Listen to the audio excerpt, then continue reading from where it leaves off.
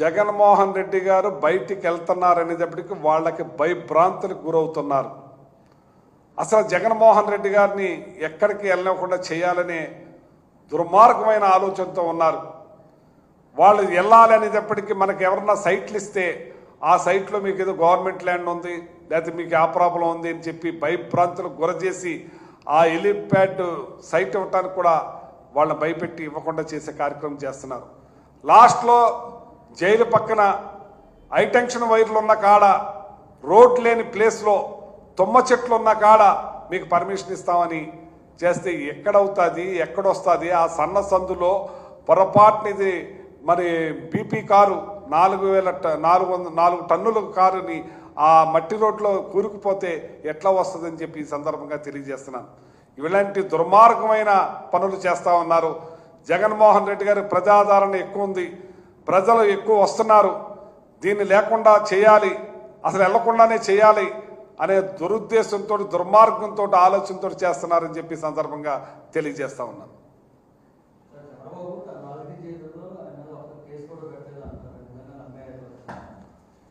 ఇది దెయ్యాలు వేదాలు వల్లిస్తున్నట్టుంది.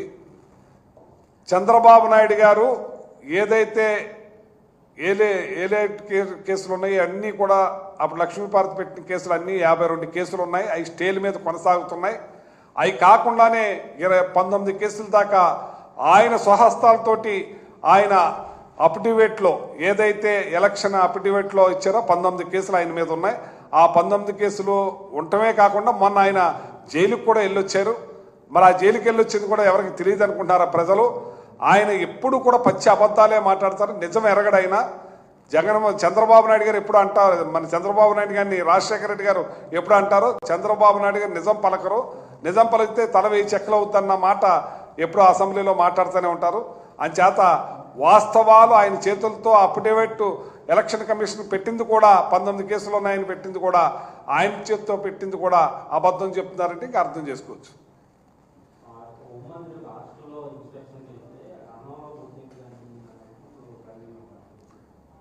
ఆవిడ మరి నాకేంటో అర్థం కావట్లేదు. మన హోమ్ మినిస్టర్ అయ్యుండి ఏం మాట్లాడతారో ఆవిడ తెలీదు. ఆవిడ మాట్లాడిన మాటలు ఆవిడకే మరి ఒకసారి భారతమ్మ అని, ఓసారి విజయమ్మ అని, మరి ఆవిడే వెళ్ళి ఇగో బొజ్జింకని ఆవిడ చేతితో చూపించి నేనెక్కడ చూపించానని చెప్పి ఇంకో చోట మాట్లాడతాం. ఆవిడ మరి హోమ్ మినిస్టర్గా ఒక మినిస్టర్ అనుకుంటున్నారు రాష్ట్రానికి, మరి మామూలుగా ఉన్నాను అనుకుంటున్నారు. ఆవిడ బాధ్యతారహితంగా మాట్లాడుతూ ఉంటారు. ఆవిడ మొన్ననే బొత్స గారు కూడా ప్రెస్ మీట్లో పనికి మాటలు మాట్లాడుకోండి, వాస్తవాలు మాట్లాడని కూడా చెప్పడం జరిగింది. అంచేత ఇప్పటికైనా సరే ఆవిడ వాస్తవాల్ని మాట్లాడాలి. ఆవిడ ఎలా మాట్లాడుతుందంటే ప్రతిపక్ష నాయకుడు చంద్రబాబు నాయుడు ఉన్నప్పుడు పోలీసుల మీద ఆవిడ ఇష్టానుసారంగా మాట్లాడుతుంది. ఇప్పుడు సేమ్ ఏదైతే జగన్మోహన్ రెడ్డి గారు ఎక్స్ సీఎంగా ఆయన మీద ఇంకో రకంగా మాట్లాడుతుంది. ఇవాళ మీడియా ఉంది ఇక్కడ, సోషల్ మీడియా ఉంది ఇక్కడ. మీరు మాట్లాడిన మాటలు పక్కన పెట్టి చూపిస్తూ ఉన్నారు.